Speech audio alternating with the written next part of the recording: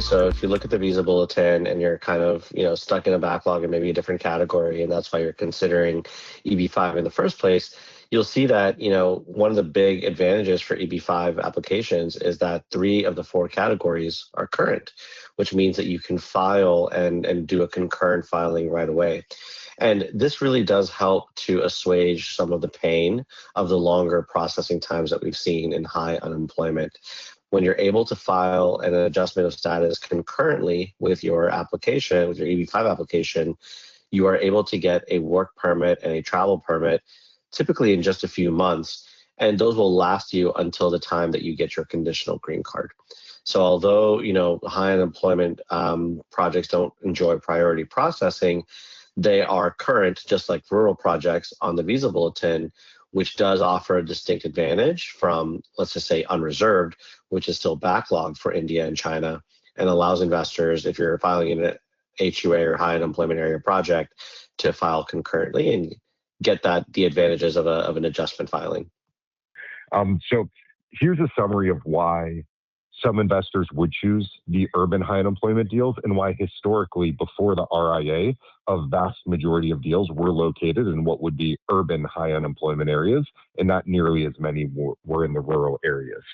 So a lot of it just comes down to density. When you're thinking about a project in a major city or a secondary market, there's developers that have done dozens of deals in that exact area with the same builders.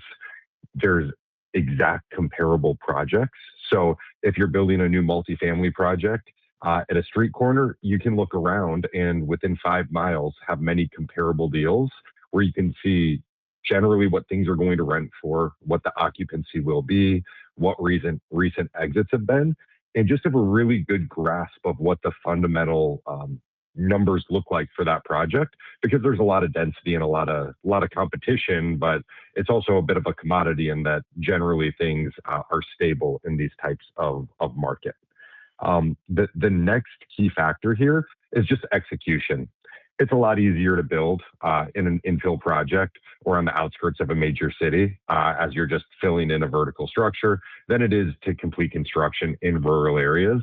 It's not always the case, but generally construction in rural areas is going to be more expensive. There's less labor available, and it may be more expensive to get the utilities and things needed compared to an urban infill project. And that leads to shorter development timelines as well. In urban areas, you can find very cookie cutter or bite-sized deals that are very easy to rinse and repeat and get in motion. Versus quite often in rural areas, you are going to have longer duration master plan community projects, something that takes longer to work on, entitlements take longer. Everything does take a little bit longer to execute and complete in rural areas, especially if you're doing a larger project where there's seasonality in terms of the construction. And kind of the last piece of it is just that in urban areas, there's a lot more jobs and amenities around. Doesn't have to be a destination location, where in rural areas, generally it's going to be a destination that people are going to, versus in urban areas, it's actually where people live and work already. While rural projects really do offer a lot of that priority processing and ease of getting your green card in terms of timing, I think what a lot of investors struggle with rural projects is often they're one of a kind. They're hard to compare. They're hard to sometimes even imagine for investors who aren't familiar with that locale or that area. And so those investors often turn to HUA projects instead because they're more familiar and more comfortable. And at the end of the day, it's their money that they're investing, and you've got to feel comfortable with it.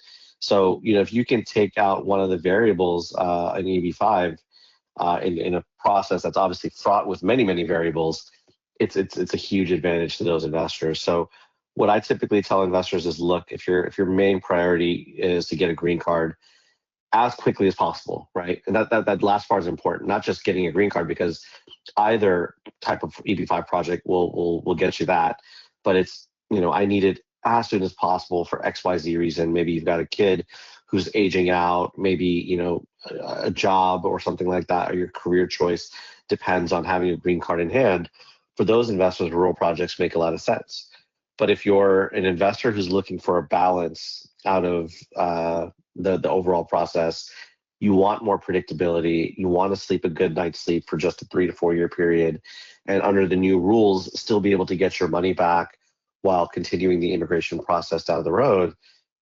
These HUA projects specifically that are able to get investors paid back in a short 4 year timeline or sooner are an excellent way to kind of not game the system, but take advantage of the new rules under the Reform and Integrity Act and get the most out of this process of securing your overall future while also getting your money back in a short period of time while working with a big name developer that's got a great track record of success in projects that you feel very, very comfortable with because they're a proven model.